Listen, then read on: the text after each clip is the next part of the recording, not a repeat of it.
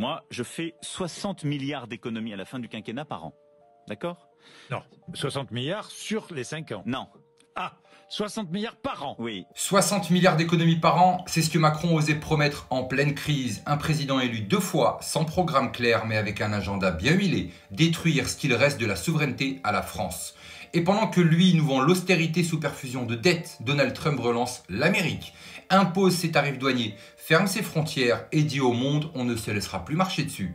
Mais en France on fait quoi? On obéit. On baisse la tête face à Bruxelles, au marché, à l'OTAN, aux ONG, à l'Union européenne. On est devenu un protectorat qui ne dicte rien en son nom. Et pourtant, des solutions existent. Elles tiennent sur une page. Charles Gave n'a rien d'un extrémiste. C'est un économiste lucide, libéral et souverainiste. Il a dit « Régler les problèmes de la France, c'est enfantin. Ça prend 5 minutes si on a le courage politique. » Et voici son programme. Une lettre recommandée à Bruxelles. On sort de l'Union européenne, on sort de l'euro. On reprend le contrôle monétaire. Sans monnaie nationale, on est des vassaux, pas des partenaires. La Banque Centrale Européenne décide pour nous, imprime pour nous, impose ses taux. On n'est pas libre, on est sous tutelle. Il propose la suppression de 1400 autorités parasites, hautes autorités, comité bidon, agence doublon, 130 milliards d'euros foutus en l'air. On rase tout et on baisse les impôts. Rapatrier les Français de l'étranger, les cerveaux, les talents, les entrepreneurs. Pas par la morale, par la compétitivité. On rend la France viable, vivable, investissable. Baisse progressive et massive des impôts.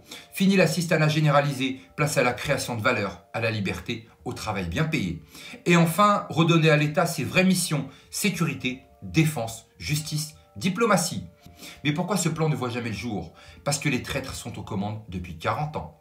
Et la gauche, surtout le Parti Socialiste, a été le complice numéro 1 de cette destruction programmée.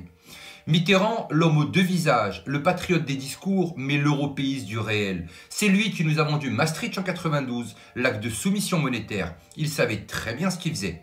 Il savait qu'avec l'euro, la France perdrait tout contrôle. Et puis, il y a le coup de grâce, le traité de Lisbonne. Souviens-toi, en 2005, les Français votent non à la Constitution européenne. Un non clair, net et souverain. Mais 2 ans plus tard, le PS et l'UMP s'unissent pour faire passer le même texte sans référendum. Le traité de Lisbonne a un viol démocratique, une trahison institutionnelle.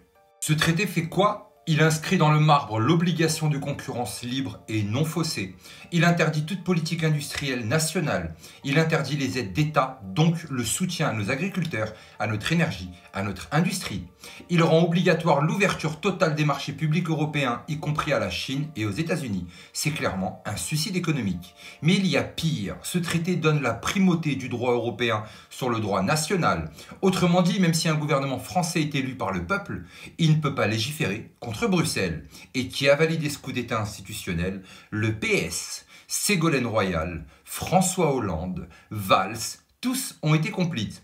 Et la droite? Même chose, Sarkozy l'a signé, l'a ratifié, main dans la main.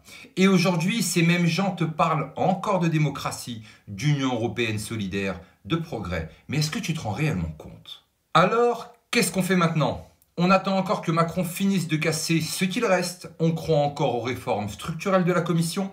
On pense encore que l'Union européenne peut être réformée de l'intérieur. Non, tout ça est une illusion. La réalité, c'est celle que Trump incarne. Retrouver sa souveraineté, fermer les frontières, fermer les vannes, choisir sa destinée.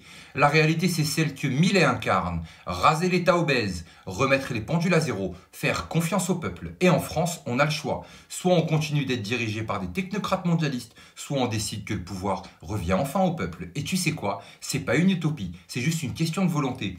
Alors maintenant, pose-toi cette question. Est-ce qu'on va encore se laisser trahir ou est-ce qu'on va reprendre les rênes? Est-ce qu'on va continuer à écouter un récit de personnes qui défendent leurs intérêts et leurs convictions ou allons-nous réellement prendre conscience de ce qui nous entoure? Mais surtout n'oubliez pas, on n'est clairement pas au bout de nos surprises.